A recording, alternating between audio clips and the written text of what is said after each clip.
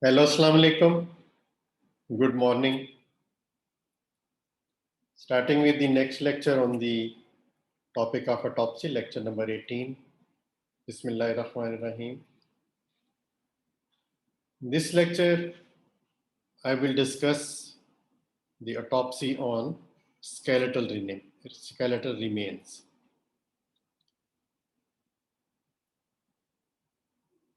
And the learning objective of this lecture will be that we'll try to learn what is the protocol of examination of skeletal remains. It is almost the same as the autopsy, but with a little different scheme.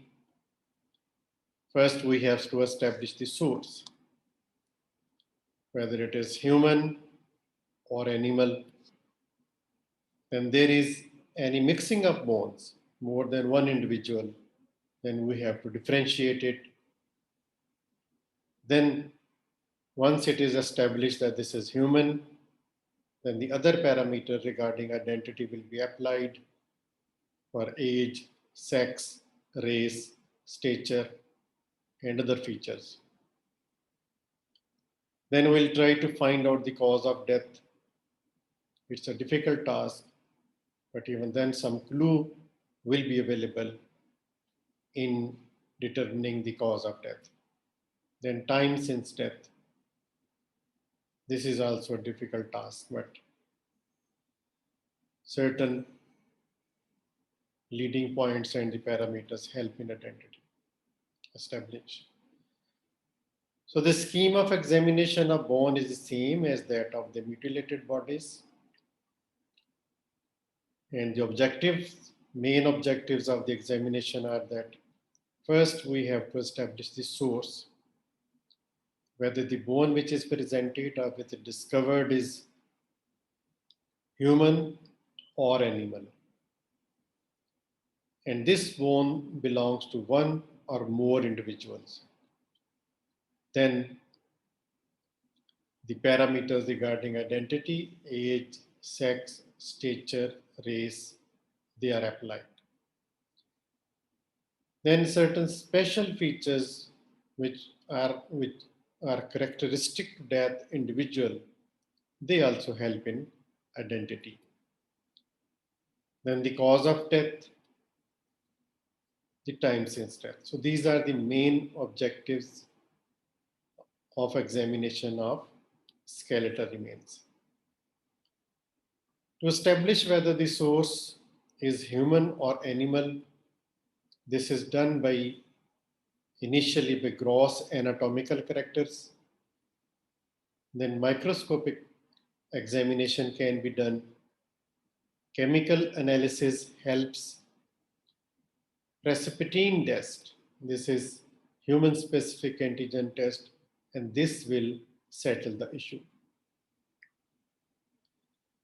Then we have to decide that these bones belong to one individual or more, because there may be mixing of bones. More than one individual may be buried and skeletonized and recovered. So the mixing of bones occurs when there are more than one person buried at the same point or same place. And this mixing can be determined from number of bones which you have received, noting the side which it belongs, then checking for their conformity, they fit together. Then is there any duplication? And the morphological similarities of the bones will help that they belong to one individual. For example, the skull bones of a female aged about 18 years, then the other bone should also be of a female about that age. Similarly, there can be only single bone, for example, one right humerus, and from that you have to establish the source and identity. However, the supernumerary ribs, toes, and fingers. These things kept in mind, should be kept in mind. Now, regarding age, the state of epiphysis of the long bones, the state of teeth, if present, they help us regarding age. The lower jaw, the calcification of the cartilages like laryngeal or sternal cartilages and hyoid bone, then changes in the sacrum and the closure of the cranial sutures. In middle age and older age, the cranial sutures help very much in establishing the age. Then condition of the symphysial surface of the pubic bone, changes in the joints, the histological examination of the teeth and cross section of the mid shaft of the femur, tibia, and fibula, they also help us in establishing age. Then regarding sex, by examination of the pelvic bones, skull bones, first cervical vertebra, mandible, scapula, clavicle, sternum, ribs, and long bones. They help us in establishing the sex. The pelvis and the skull having most characteristic features showing sexual dimorphism. But recognizable sex differences are present only after the puberty. Then regarding stature, this can be calculated if long bones like femur, tibia, humerus, or radius are available, and by using various formulae which has been devised by various scientists, Dupertius and Haydn, Trotter and Glesser, and also the multiplication factors devised by the Indian scientist. You can multiply the multiplication factor with the length of the bone, and that will give you the stature of the individual. For example, in humerus, multiplication factor is 5, and you can quickly estimate the height of the individual. Then regarding race, this can be from the skull, mandible, teeth, pelvis, and the limb bones. And these bones have specific racial characteristics. Then identity from certain special characters. Malunited fractures, healing fractures, or certain deformity of the bones will help for a particular individual. If the skull is available and if previous x-rays are available, the superimposition photography will be helpful. Similarly, any x-ray of any other bone during life can be compared with the present one.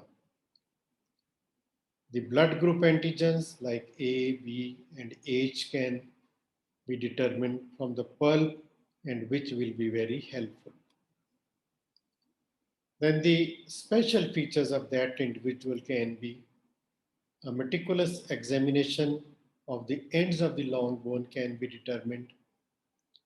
If the bones are having cuts by sharp weapons or saw or gnawed through the animal medulla eaten, they will help that what was the mode or the cause of this damage. Either it is sharp edge, either it is by animals or anything else. Then establishing the cause of death, this is a difficult task, but some clues can be available.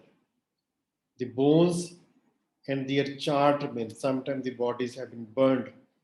They should be subjected to chemical analysis for detection of metallic poisons like arsenic, which are not destroyed by the heat. Neutron activation analysis technique help to detect certain poison in quantities which are normally below the limits of conventional analysis. And we can determine that poison. Metallic objects, if any, like bullets, they can be detected. Then regarding time since death, this is difficult issue, but bodies lying in because the bodies lying in open field may be skeletonized even in one day by which are attacked by the animals. They eat up the flesh and only bones are there. But the teeth marks and the other characters will tell the time period. In process of skeletonization, the soft tissue disappear first, the articular cartilages and the ligaments finally. In case of fracture, the examination of callus after dissecting it longitudinally can give clue to determine the age. If the bones are foul smelling and humid, time is between 1 to 3 months. After advancement in putrefaction, bone lose their organic matter and become lightweight and fragile. Such bones are dark or dark brown in color. Complete destruction of the bones take place in 3 to 10 years, but it will again depend upon the age of the individual, the nature of the soil, the manner of burial. The soil, if it is damp, marshy, clay soil, it favors putrefaction. Wherever uncovered bodies putrefy in much less time. So summary of this lecture is that whenever we come across the autopsy of skeletal remains, the protocol of examination is the same. We have learned it, and we know that first we have to establish the source. Then after establishing the source, we will decide that this belongs to one individual or more than one individual. We have learned it. Then identity characteristics will be established regarding age, sex, race, stature. Cause of death, if any clue can be found, and time since death can be established. So that's all for the lecture of today on skeletal remains. Take care. Allah Hafiz. Thank you very much. If you like my videos, please subscribe to my channel. And this is my channel name, Dr. Javed Iqbal Kokhar.